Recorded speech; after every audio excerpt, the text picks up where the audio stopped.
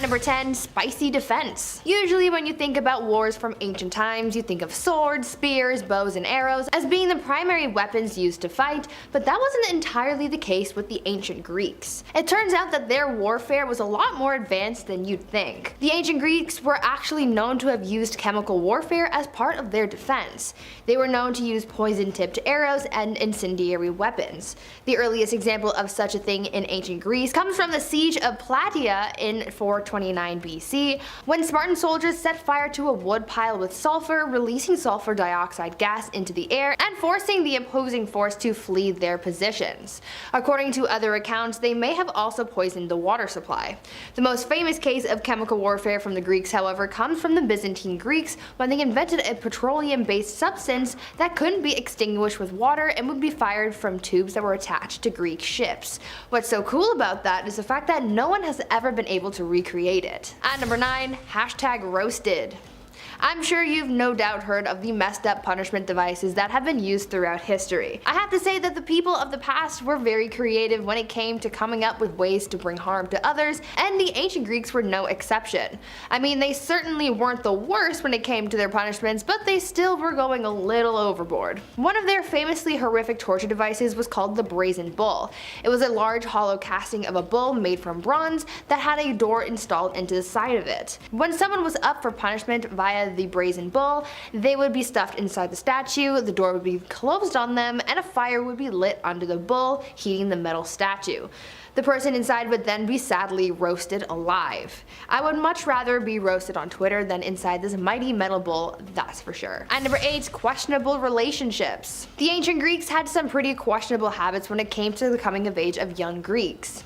The idea of a relationship between an older person and one who has not yet come of age was not only normal, but was encouraged. As part of the coming of age of young Greek boys, they would be part of a ritualistic kidnapping. Now don't worry, they weren't actually being taken from their beds in the middle of the night. This was more so an agreement made by the boy's father ahead of time, but either way, they would still be taken by an older person from the community, where they would be taken out into the wilderness and taught how to hunt, they would feast, and they would learn how to be an adult. They would later return to the community, where they would be given a choice of either severing ties with their adult partner or continuing their relationship with them. It's certainly a little unsettling, the fact that this kind of thing was normal. At number 7, backwards logic. It was tough being a woman in ancient Greece. I mean, it's been tough being a woman at any time throughout history, and we're still fighting for our place in society on many fronts, but back in the times of ancient Greece, they had it really bad. Part of Greek society included the notion that women were objects, and as a result, the Greeks saw adultery as a worse crime than non-consensual relations. Now you're probably scratching your head thinking, why? And my dear viewer, I will tell you why they had this sort of backwards logic.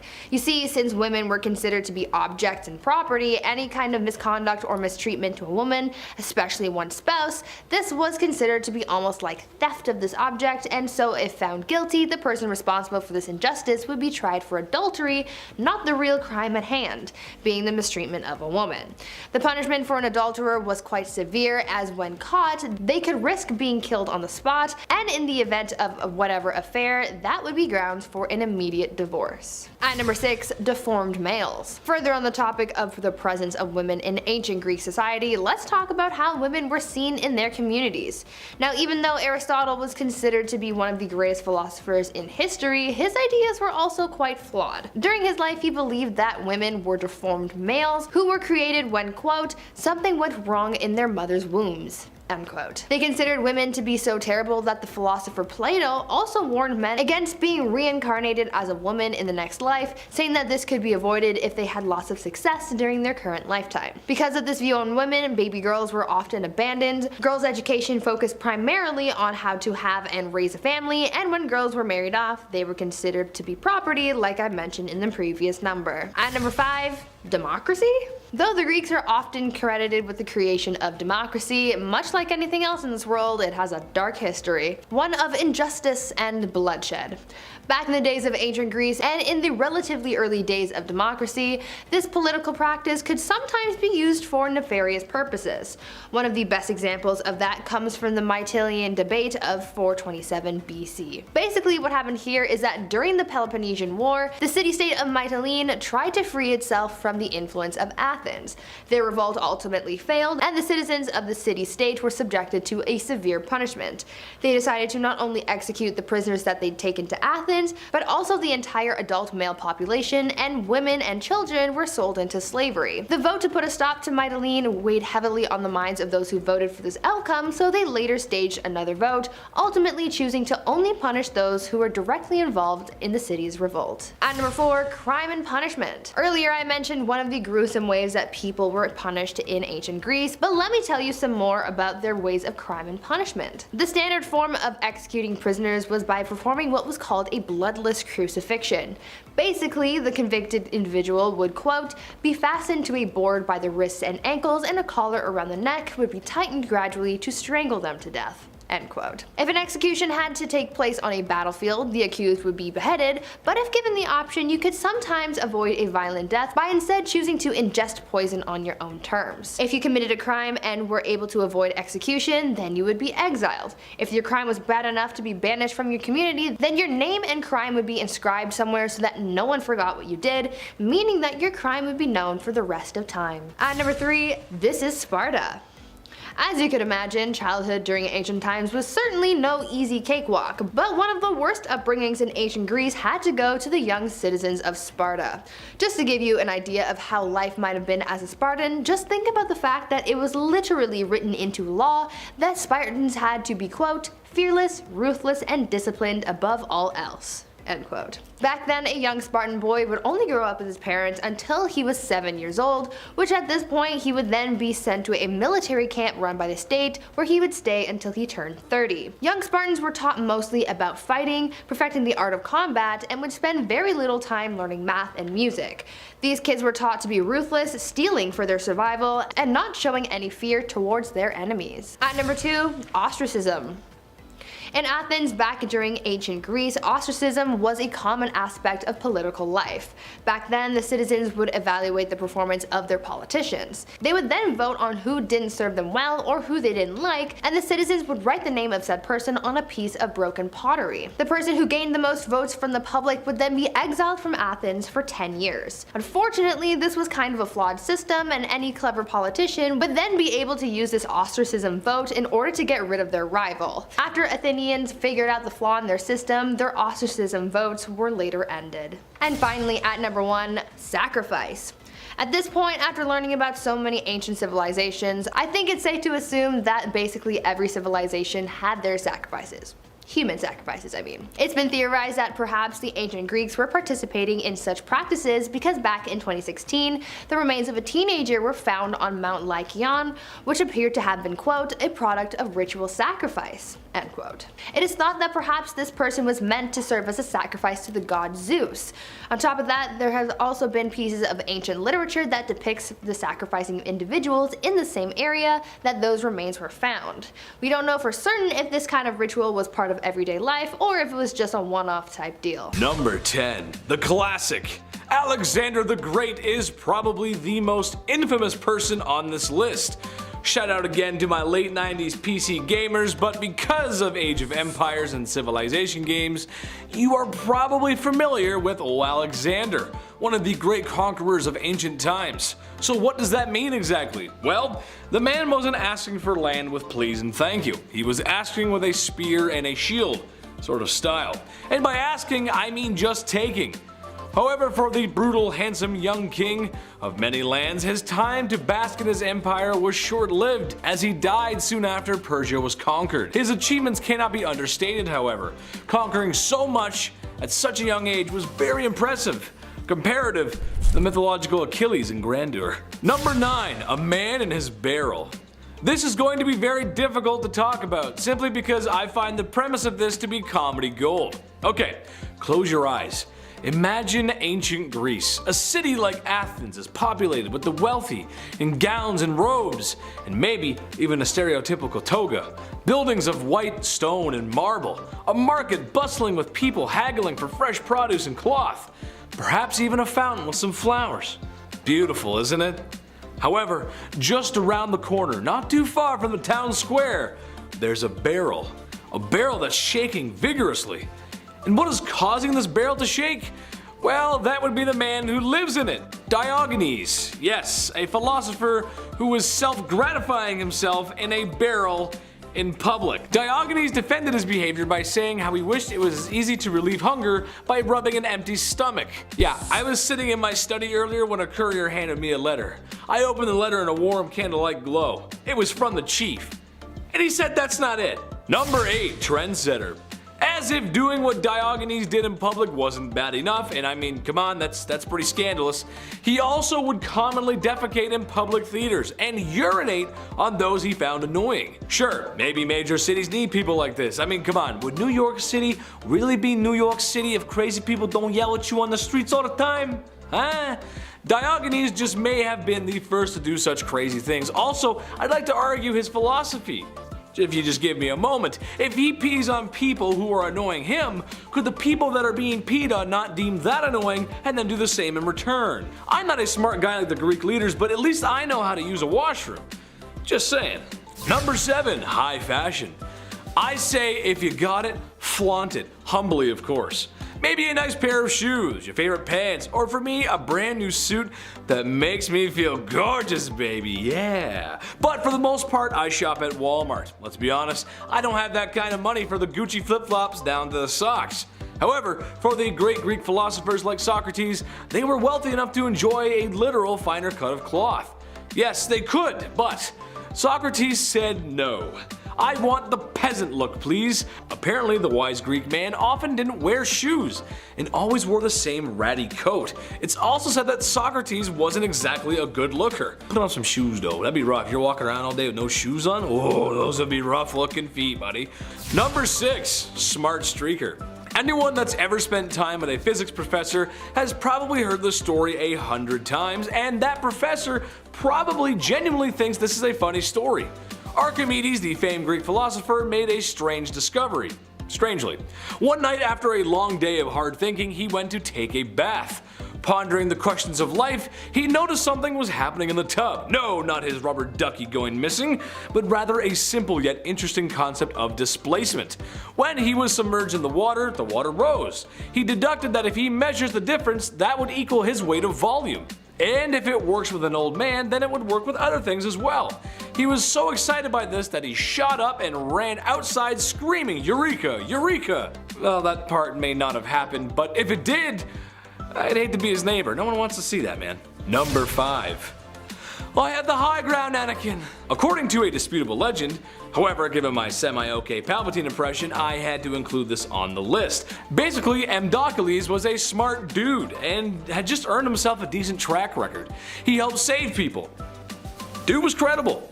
He gained somewhat of a following afterwards, almost to the point of worship. This may have gone to his head as he started to believe his own divineness and jumped into an active volcano, where strangely enough, he does not come out of it. Now I wonder what would have caused that to happen. Perhaps maybe he didn't have a certain galactic friend who was the Senate, the whole Senate and nothing but the Senate, and could shoot lightning out of his fingertips and help out of someone of the burning lava, yes. Number 4, manure burial. Heraclitus had edema, which is basically some bloating in the hands and feet due to excess water and fluids in the body. Not a big deal.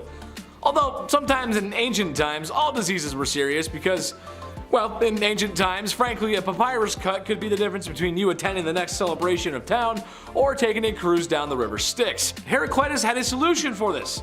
As a learned man, he was never wrong. So what was his scientific medical solution to his ailment that might have gone away on its own?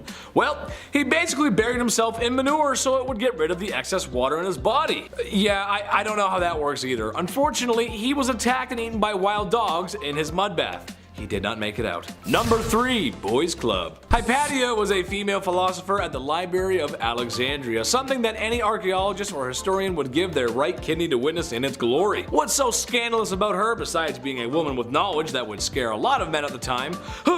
Things were alright until a Christian mob discovered she was a pagan. Well, this certainly could not stand, and in probably the weirdest assassination attempt ever, she was unalived by being sliced with clamshells. Or roof tiles. The translation gets a little lost. Regardless, we're not playing Clue here, so it doesn't matter if the Christian mob uses the shells in the library or not. The fact is, an intelligent woman who taught others was removed for no good reason. Number 2, countryman Lend me your ears. Zeno of Elea was a learned man, and in a rebellion against his leader Nearchus, he was captured and received the beating only a stepson would know.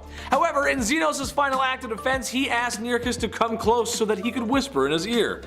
And channeling his inner Mike Tyson, reeled back his head and came in to take a bite out of his ear like Scruff McGruff the dog takes a bite out of crime. Sure, he was victorious, but history tends to remember things like that. You got a page in a textbook somewhere, Zeno. Number 1. Zeus. Does this man deserve an introduction? Here's another topic that could honestly be its own video. Zeus, the god of gods, the man with all the power and the affinity for tossing lightning bolts the same way Gordon Ramsay tosses salads.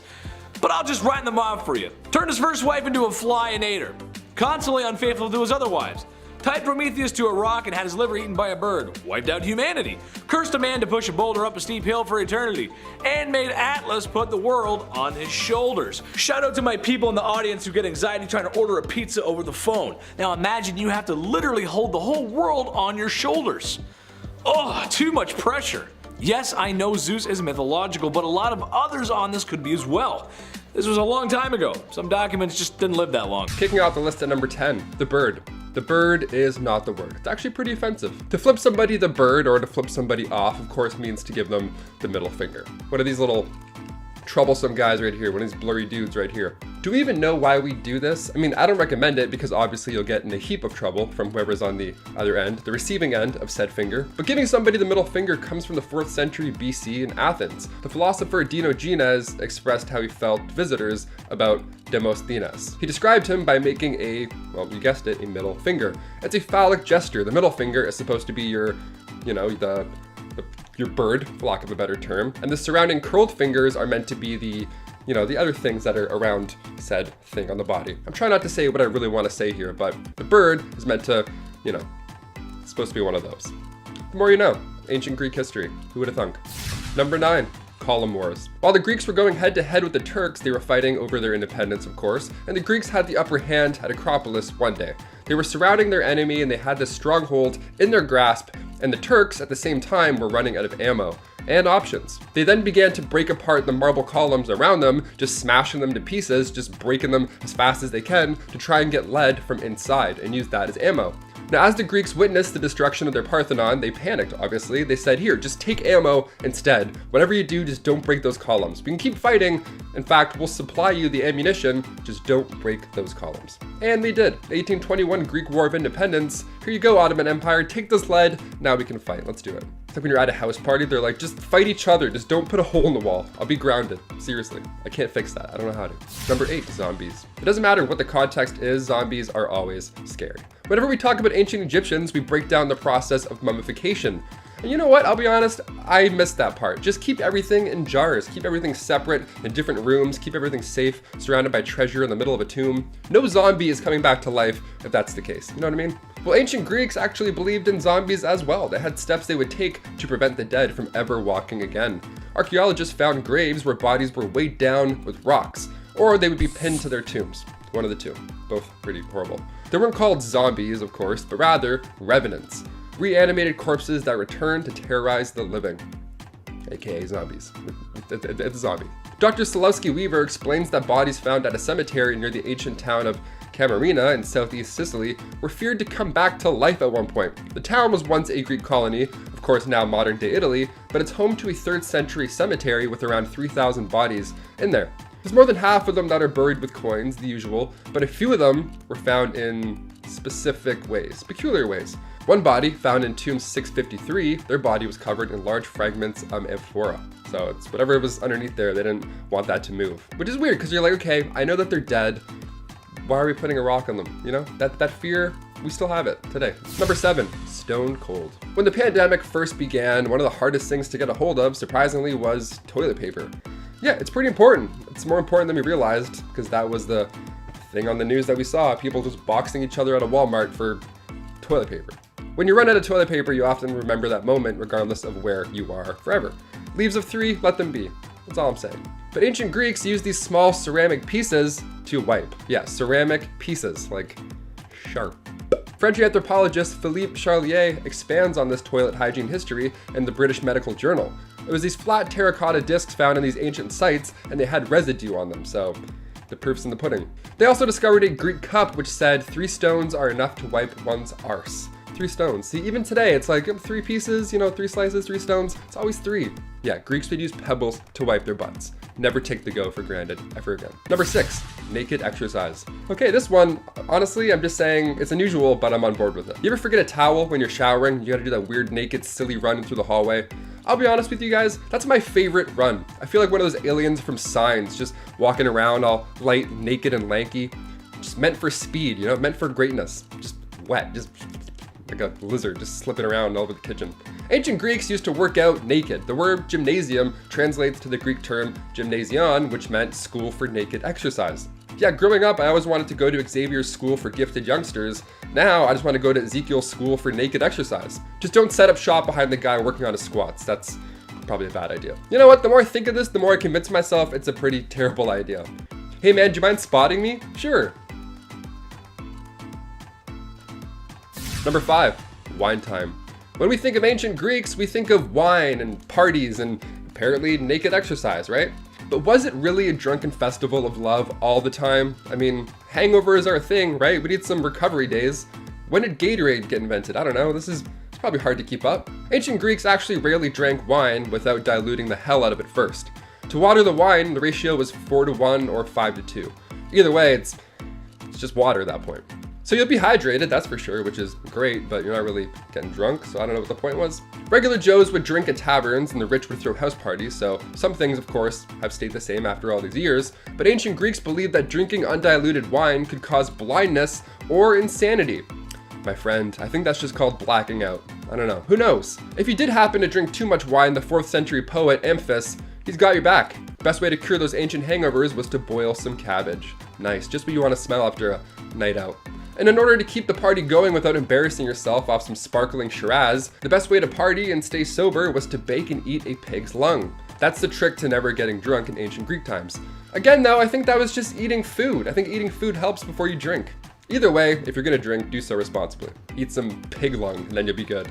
Number 4, bronze bull. On a list of unusual things ancient Greeks did, I think it's fair to throw in the bronze or the brazen bull. There is a bronze sculpture, often in the shape of a bull. Yeah, obviously. Usually it was large enough to fit a person inside. Yeah, I think I saw this in a Saw movie one time. That's how you know it's good. Once the person was locked inside, a fire would then be set underneath this bronze bull, and then you can probably figure out the rest of that situation and what happens to the victim inside. We'll say victim inside, not person. Victim. Horribly, painfully. It's all bad. They engineered the bull so that when somebody screamed inside, it sounded like a bull's roar. That's haunting. That's actually really horrible. Every time I talk about this, I'm like, this is real life. Real people did this. It was designed originally for Phalaris. He was a horrible ruler. He ruled around 560 BC, but the sculpture for Phalaris was built by Perillus, the guy who made the brazen bull. He was sadly the first victim. That's why you don't make torture devices. I don't know. Number 3, Greek statues. Okay, I'll lighten up the mood a little bit. The last one was a bit dark. We've all done this at one point. Maybe you're at a museum and you see a statue. It's right there in front of you. It's carved. It's pure beauty. It's massive. The warrior represented has like 15 abs. It's made of bronze, 8 feet tall. The amount of detail gone into their body is jaw-dropping. Truly, it's impressive. But did you know that ancient Greeks would make their bird small on purpose? On purpose.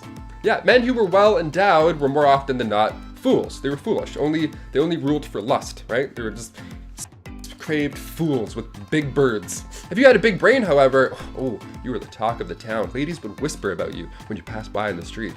Did you hear about Brian's big brain? Oh my god. He's got his dad's brain. Whenever an actor would play a fool on stage, they would be given a comedically large setup, That's how you know he's the villain or the fool, the bad guy in the scenario. The way we see these statues today meant that they had self-control and intelligence. I always thought they were just in a cold room when they were getting their stuff carved, but that's what this channel's for. History, but make it a little silly. Number 2, the Battle of Marathon. Every New Year's, there's always that one guy on Facebook or Instagram who just becomes a runner just overnight. They have a little squirt water belt thing that they shoot it, the whole thing, the whole setup, and they train ideally for a marathon. That's the big thing that they talk about for an entire year, this marathon. What is a marathon? Was it a person, or is it just a name for 42 kilometers?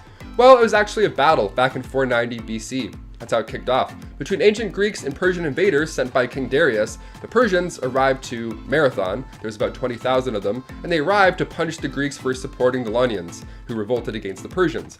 Now, the Greeks were outnumbered here at this point, but they attacked hard and they attacked fast. They took out 6,000 Persians, and eventually they just fled the scene entirely.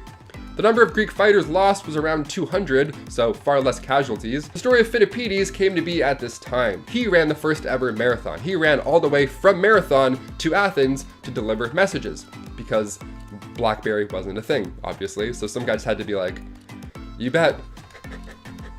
Imagine servers back then, they're like, would you want a large soda? You got it.